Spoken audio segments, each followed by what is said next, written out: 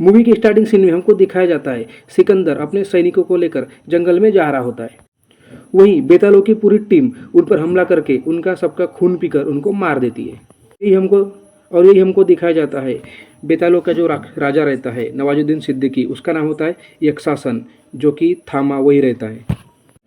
Movie के अगले scene में हमको दिखाया गया है आलोक, जो कि हमारे मूवी का मेन हीरो है, जो कि एक पत्रकार होता है। वो अपने दो दोस्तों को लेकर जंगल में आता है। वही जंगल में उसके पीछे एक भालू पड़ जाता है, तो भागते भागते उसकी मुलाकात होती है इस मूवी के मेन हीरोइन रश्मिका मंदाना से, जिसका नाम होता है तारका।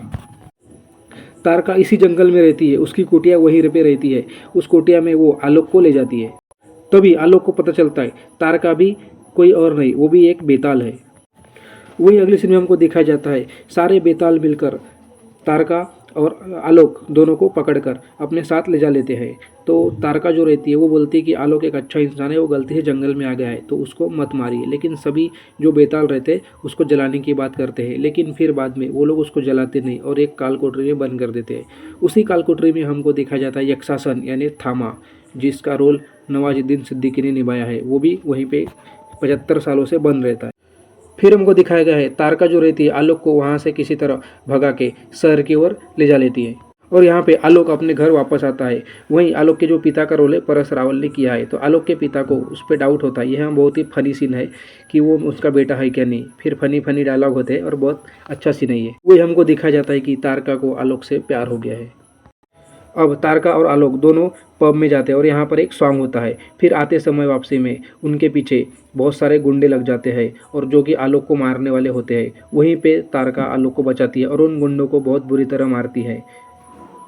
तारका अपने असली रूप बेताल के रूप में आके सबको मार देती है। आलोक ने ये पहली बार देखा होता है कि वो अपने असली रूप बेताल में आई है, तो आलोक को बहुत डर जाता है। तभी तारका आलोक को बताती है कि सन 1947 में वो लोग जब बुरे लोगों का खून पीने के लिए गए थे, लेकिन वहाँ पर ट्रेन में जैसे उन्होंने देखे कि बहुत सारे लोग एक दूसरे से मारकर एक दूसरे को काट कर जी रहे, इसलिए उन्होंने फिर वचन लिया होता है कि आज से वो इंसानों का खून नहीं पिएंगे, क्योंकि उनके मुताबिक इंसानों का जो खून है वो जहरीला होता है। फिर वहीं पे सभी कसम खाते हैं कि इंसानों का खून नहीं पिएंगे, लेकिन जो थामा रहता है नवाजुद्दीन सिद्दीकी वो ये नियम नहीं मानता, फिर भी वो इंसानों को मारता रहता है, खून पीता है। इसलिए थामा को काल कोठरी में बंद कर दिया जाता है।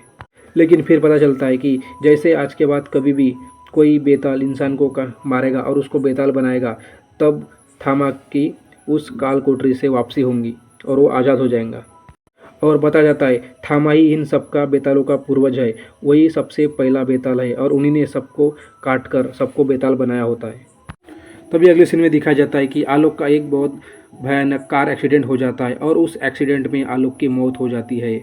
तो अब तारका उसको बचाने के लिए उसको काट के उसका खून पी जाती है और इसी वजह से अब आलोक भी बेताल बन चुका है और उसकी जान बच जाती है। और जैसे ही इधर होता है तो उधर थामा जो रहता है वो आज़ाद हो जाता है, क्योंकि एक बेताल ने इंसान को काटकर बेताल बनाया होता है।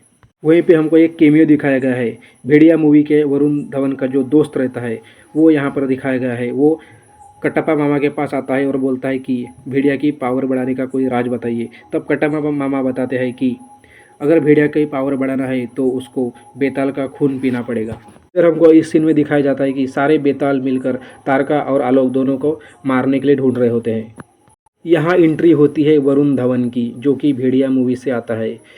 हमको बताया गया है कि वरुण धवन को बेताल यानी कि आलोक का अब खून चाहिए होता है, तो यहाँ पे आलोक और बेताल का आमना सामना होता है। दोनों की बहुत ज़ोरदार लड़ाई होती है और इस लड़ाई में वरुण धवन अपने असली रूप भेड़िया के रूप में आ जाता है और आलोक पर भारी पड़ रहा होता है। वहीं हमको दिखाया जाता है कि तारका उसको बचाने के लिए आती है और किसी तरह वो वहाँ से भाग जाते हैं। इधर 75 साल बाद थामा बाहर आया और उसने सबसे पहले तारका को बंदी बना लिया, इसीलिए आलोक उसको बचाने के लिए आता है। यहाँ पर आलोक सारे बेतालों से लड़ता है और बहुत खुद भी जख्मी हो जाता है और बहुत सारे बेतालों को जख्मी कर देता है। फिर हमको थामा और आलोक दोनों की लड़ाई दिखाई जाती है। ये लड़ाई बहुत ही बेरहमी से एक दूसरे को मार रहे होते हैं।